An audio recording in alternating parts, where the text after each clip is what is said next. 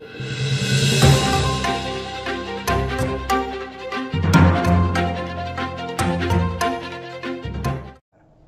TNT न्यूजमध्ये स्वागत आहे। बघूया आजच्या दिवसभरातील घडामोडी। नृसिंहवाडीत अल्पवयीन चोरट्यांची चोरी उघडकीस। नृसिंहवाडी येथे अल्पवयीन चोरट्यांनी 40,000 रुपये रोख रक्कम लंपास केल्याची घटना उघडकीस आली आहे। शिरोळ पोलिसांनी 12 तासातच याचा छडा लावून 3 अल्पवयीन मुलांना ताब्यात घेतले आहे।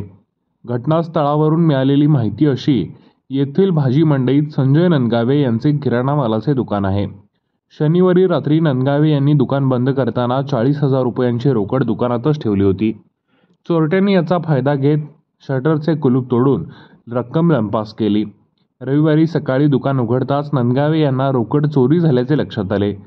पोलिसांनी परिसरातील सर्व CCTV फुटेज तपासले व 12 तासाच्या आतच कुरुंदवाड पोलिसांनी 3 अल्पवयीन चोरट्यांना पकडून शिरोळ पोलिसांच्या ताब्यात दिले असून रोख रक्कम हस्तगत केली आहे।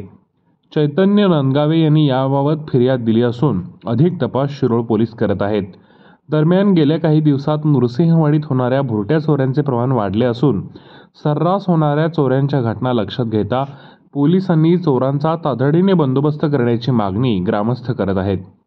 नृसिंहवाडीमध्ये पोलीस दूरक्षेत्र असूनही इथे पोलीस कर्मचारी हजर नसतात।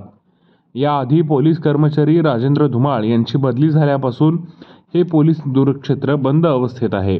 नृसिंहवाडीमध्ये वारंवार चोरीच्या घटना घडत असल्याने जिल्हा पोलीस प्रमुखांनी कायमस्वरूपी कर्मचारी नेमावा अशी मागणी नागरिकांमधून होत आहे। आपल्या परिसरातील घडामोडी पाहण्यासाठी TNT न्यूजला लाईक करा, शेअर करा, सबस्क्राईब करा आणि बेल आयकॉनवर क्लिक करायला विसरू नका।